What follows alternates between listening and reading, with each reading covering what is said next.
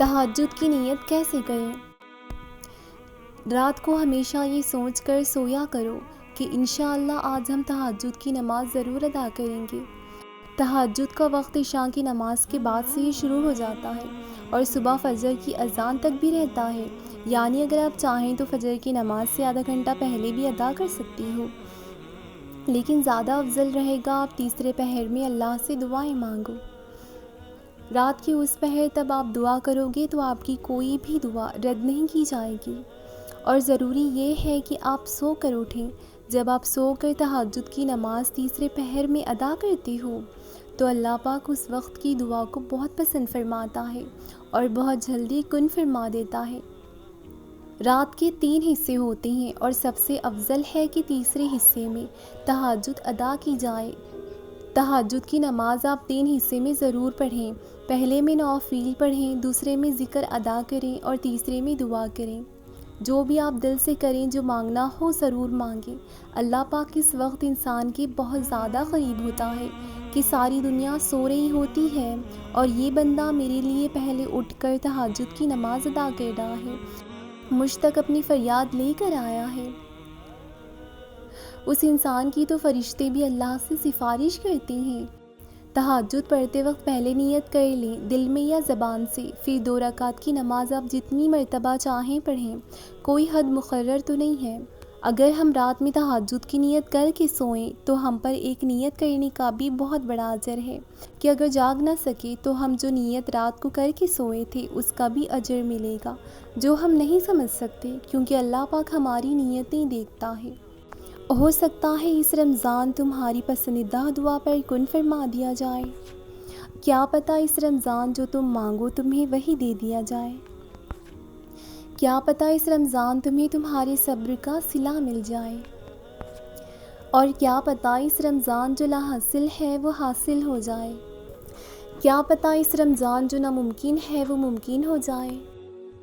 کیا پتہ اس رمضان تمہارے لیے کن کا معجزہ ہو جائے۔ کیا پتہ اس رمضان تمہارے زخموں کو بھر دیا جائے، اور کیا پتہ تمہاری من پسند شخص کو تمہارے نصیب میں لکھ کر تمہاری کہانی کو مکمل کر دے۔ تو اس رمضان تہجد پڑھنے کی پوری کوشش کرنا۔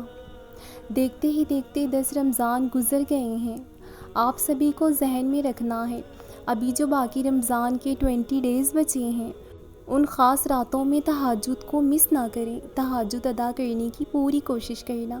اگر آپ کو واقعی کوئی چیز چاہیے نا اللہ پاک سے، تو اسے ایک بار رمضان میں تہجد میں مانگ کر دیکھو۔ تہجد کا ایک سجدہ بند راستے کھول دیتا ہے اور پھر جو ناممکن ہے وہ ممکن ہو جاتا ہے۔ سحری سے پہلے تہجد پڑھنے کا خیال بے وجہ نہیں ہوتا، کچھ تو ہوتا ہے جو ممکن ہونے والا ہے، کیونکہ رمضان میں تہجد اللہ سے کن کہلوانے کی طاقت رکھتی ہے، اور اللہ کیسے اپنے لاڈلے کی دعا رد کر سکتا ہے جو اس نے تہجد کے وقت مانگی ہو۔ اگر وہ نیند سے اٹھا کر تمہیں تہجد کے سجدے کی طرف کھینچ کر لا رہا ہے تو تم بھی امید رکھو کہ ابھی بھی کچھ نہیں بگڑا ہے۔ تہجد پڑھنے والوں کی وہ خواہشات بھی پورے ہو جاتے ہیں جن خواہشات کا ذکر انہوں نے اپنے آپ سے بھی نہیں کیا ہوتا۔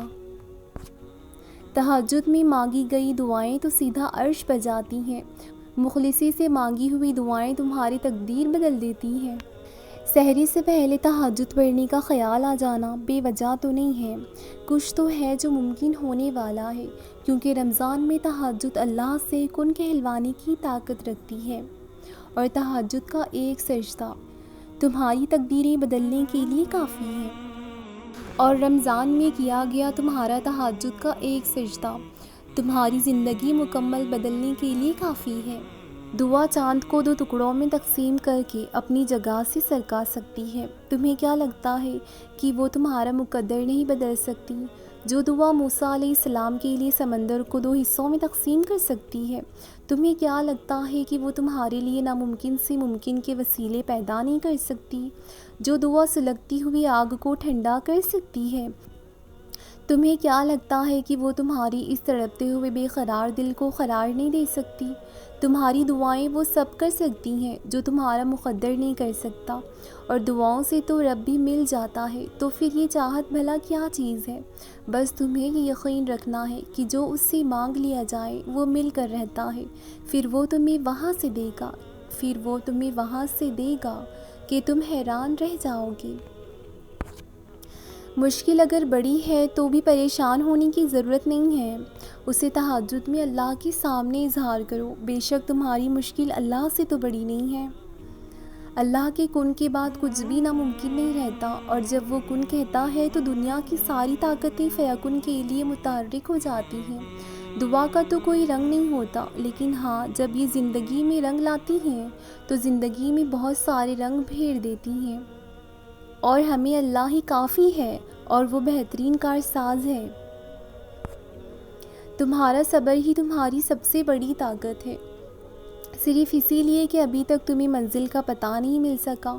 اس کا مطلب یہ تو نہیں ہے کہ تم مایوس ہو کر چلنا ہی چھوڑ دو، صرف اسی لیے کہ تم جان نہیں سکے ہو کہ تمہارے لیے کیا بہتر ہے اور کیا نہیں۔ اس کا مطلب یہ تو نہیں ہے کہ تم دعا کے لیے ہاتھ اٹھانا بند کر دو، تم جس سے رابطہ رکھنا چاہتے تھے اس سے رابطہ بھی نہیں رہا، تو اس کا مطلب یہ تو نہیں ہے کہ اللہ رب العزت سے ہی رابطہ توڑ دو۔ امید انہی کے لیے ہے جو یقین رکھتے ہیں، اور مایوسی انہی کے لیے ہے جو انتظار نہیں کرتے، کیونکہ خود کو آپ نے اتنا الجھا رکھا ہے۔ سورۃ الضحیٰ میں اللہ پاک فرماتا ہے، نہ تو تیرے رب نے تجھے چھوڑا ہے اور نہ وہ بیزار ہو گیا ہے، اللہ ہی تمہارا پہلا سہارا تھا اور اللہ ہی تمہارا آخری سہارا ہے۔ تم کتنے ہی گناہ گار بندے کیوں نہ ہو، کتنے ہی نافرمان کیوں نہ ہو، جب بھی تم اسے پکارو گے وہ تمہیں جواب دے گا۔ تم پلٹ آنے میں شاید دیر کر دیتے ہو، مگر وہ دیر تو نہیں کرتا، بس تمہیں تھام لیتا ہے اور رحم فرما دیتا ہے۔ وہ وقت دور نہیں ہے جب تمہیں تمہارا رب اتنا دے گا کہ تم راضی ہو جاؤ گے۔ انشاءاللہ اللہ اپنے رحم و کرم سے جلد از جلد سب کو اپنی رحمت سے نوازے گا۔ اور دعاؤں کا حسن تو یہی ہے کہ حالات کتنے بھی مشکل کیوں نہ ہو، بٹ یہ دل گواہی دے رہا ہو کہ وہ رب کن فرمائے گا، یا اللہ پاک آسانیاں پیدا فرما دے، یا اللہ پاک میری دعاؤں پر کن فرما دے، پیارے اللہ آزمائش کو ختم کر دے، یا اللہ پاک تمام بیماروں کو شفا کامل عطا فرما، یا اللہ ہم سب کی تمام دعاؤں کو قبول فرما دے۔ یقین رکھو اور پھر دیکھو، جہاں سے گمان بھی نہیں ہوتا وہاں سے ملے گا۔ دعائیں کبھی خالی واپس لوٹ کر نہیں آتی، جو مانگا جاتا ہے وہ ہر حال میں قبول ہو کر رہتا ہے، بس فرق صرف اتنا ہے کہ کبھی من چاہے چیز کی صورت میں واپس لوٹا دیا جائے گا، اور کبھی صبر دے کر بہترین کی صورت میں لوٹائی جاتی ہے۔ جس دعا کا خیال وہ دل سے نکالتا نہیں ہے اس کے لیے وہ نصیب میں بھی جگہ بنا ہی دیتا ہے، اور جن کا ملنا دوبارہ ممکن نہ ہو ان کا خیال وہ یوں دل سے نکال دیتا ہے جیسے وہ کبھی زندگی کا حصہ تھے ہی نہیں۔ وہ اپنے بندے کو مسلسل تکلیف میں کبھی بھی مبتلا نہیں رکھتا، وہ وقت بھی بدلتا ہے، حالات بھی، دن بھی، رات بھی، اور نصیب بھی، اور